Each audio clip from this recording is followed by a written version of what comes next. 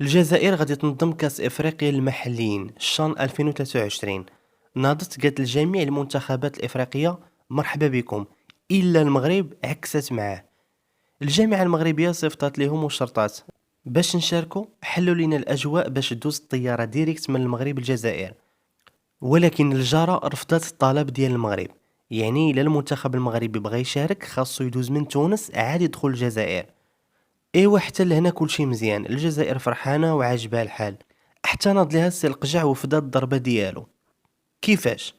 الجزائر سيدي منظمه الشان نهار 13 يناير ومعوله على رئيس الفيفا ورئيس الاتحاد الافريقي حضروا.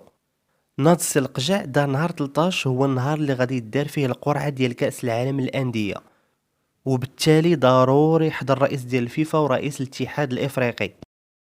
الجزائر مسكينه فكرات في كل شيء الا هاد البلان ديال السي القجع ما كانش دايره ليه الحساب. المهم الدنيا عندهم مقلوبه والعسكر غادي حماق. الرساله واضحه، بغيتي تلعب ما تلعبش مع المغرب.